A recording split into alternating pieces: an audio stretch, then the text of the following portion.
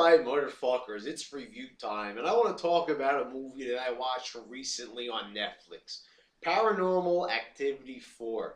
Now, before we get started with this movie right here and reviewing it, I want to just say that I'm a fan of this series. Yeah, that's right, I'm a fan.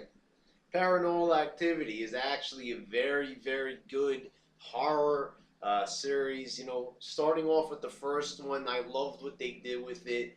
First movie, a little bit boring, but then at the end, you get a great appreciation for it. Not really a movie that you could see a lot, but you know the build up, and I like the fact that it wasn't cheap or anything. No cheap scares or anything. You know, there were a lot of points where you thought something was going to happen and nothing happened. But that was actually sort of a positive, a little bit of a negative, maybe a little bit uneventful, but it was building towards something greater that was going to be told at the end of the story. You know, it was a movie that kind of played with your head a little bit. You know, you're used to certain things popping out at you. Now, how many horror films use this? You know, try to take you by surprise, you know, things popping at you and all that, you know, when you don't expect to see that, but it's happened so many times that you expect something to pop at you. So that's sort of, you know, a way how the horror genre, the thriller genre has backed itself into a bit of a corner, you know. But Paranormal Activity, you know, somehow they managed to kind of get around that, and I enjoyed that movie. Then you got Paranormal Activity 2, which I actually think is a superior film because it built off of that same, you know, type of thing that the first movie was going for. Just being unpredictable. You know, it wasn't your typical, you know, horror movie. There were a lot of new things tried out. Things took you by surprise that you didn't expect. You just didn't expect things to happen in this movie. You know, somehow there was just enough new ideas in this to make it a great horror film that stood out from a sea of horror films, a great sea of horror films. I mean, my God, you just think about how many horror flicks are released in a single year, and it's just mind-boggling. But somehow, Paranormal Activity 2 tried to get around all that. And there's something also I want to state before I move on to the third film. They're very believable. They're very realistic. Like, you could possibly, you know, sometimes fool yourself into thinking that this could actually be real footage. And it's, you know, that's what's good about it. It's believable. It's like we know it's fake, but we almost like, you know, are they even sure, the filmmakers, is this real and they're just using the footage, you know? So second movie built on it. There were more scares, you know, they made it more eventful, but not still taking away from the realism. And then the third film came out.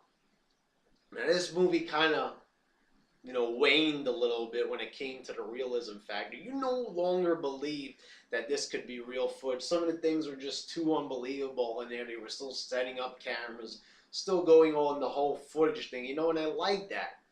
But this sort of turned that into a gimmick, unfortunately. It turned the whole camera perspective into a novelty act, which, man, you know, novelty acts and gimmicks, it's just something I'm not a big fan of.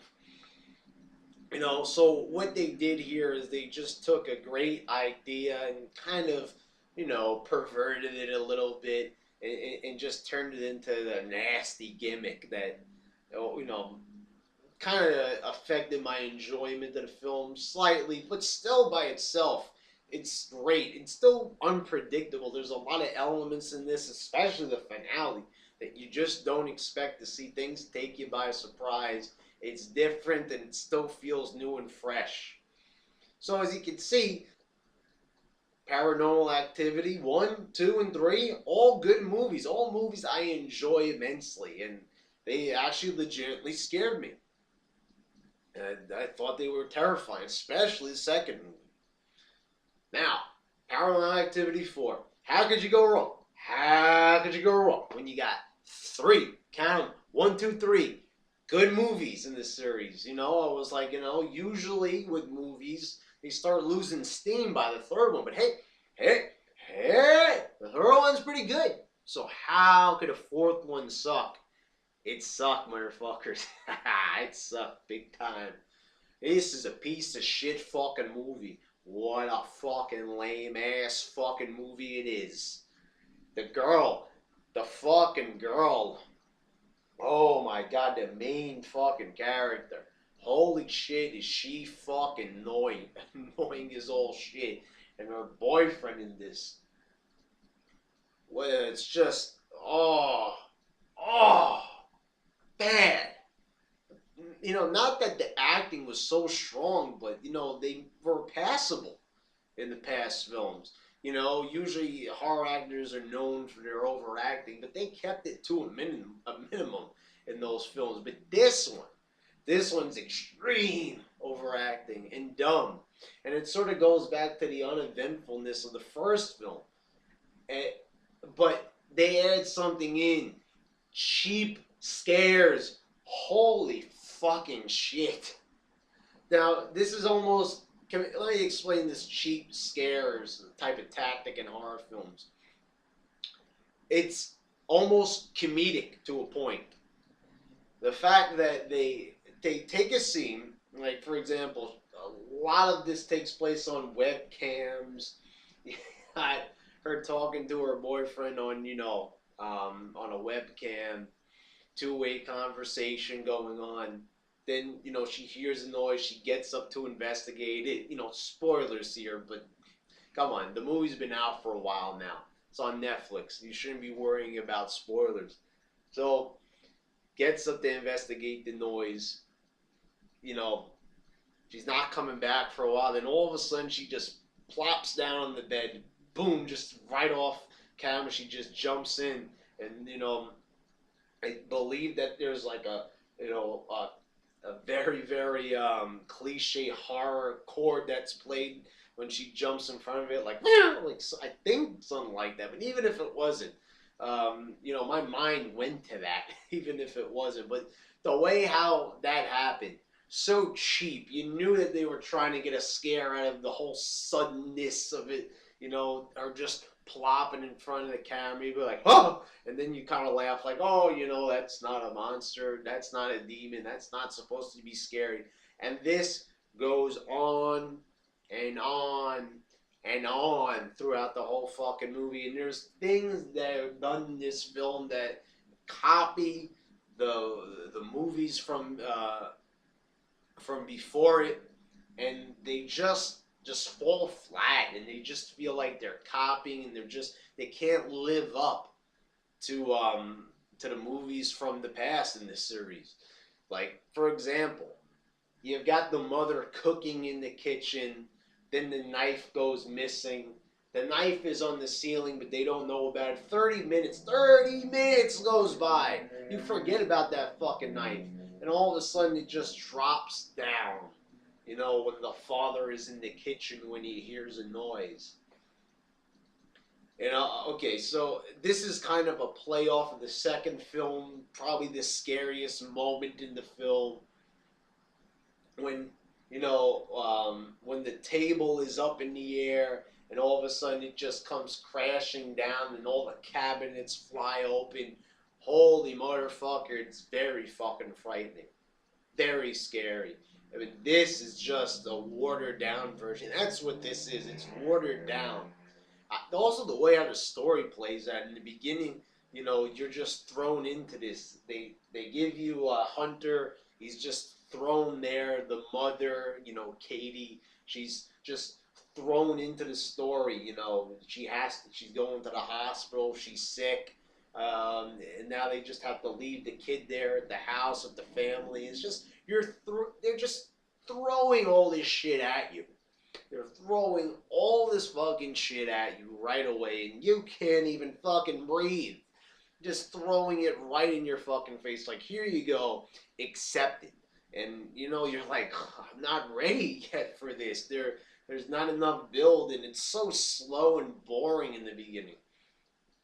But the thing is, it's still, they needed more to explain the story, to build it up in a better way. And then the finale of this film is just a fucking rip off of the third. Oh, jeez. You know, there's that one point in the movie where you've got the main actress. She's trapped in the garage, and the car fumes are coming in. She starts choking. She almost chokes to death, but unfortunately, she finally figures out that she could just, crash the car through the garage door and escape that way. And I was just like, ah, man, because I really wanted to see her get killed. This is like one of those movies where the characters are so annoying, so stupid, that you almost want the demons or the monsters to do them in already. These characters were not likable. Likable characters were like Insidious, for example. They're likable. You enjoy them. But this is like, these are dislikable characters. Holy motherfucker. I mean, you just want to see her get killed. Then you got the father. They're watching the footage, weird things happening, in the house. Her and her boyfriend. The father goes, "Oh, you kids with all your technology." He's like, "I can't even work my cell phone, but you're able to do this with computers." Like, what a fucking airhead. Like, just, you're just like, oh man, I hope something happens to him. I mean, that's just how it is. You're just like, you're so put off by these characters. They're just so dumb, so dislikable, annoying. They either have an annoying voice, personality, or just, complete idiotic stupidity mindset about them, where you just want to see them off already.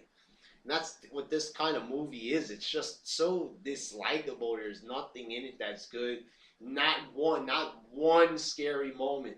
Nothing that takes you by surprise. Predictable, cliche. And you look at the past three movies, and you're like, these movies were not like this at all. What the fuck happened?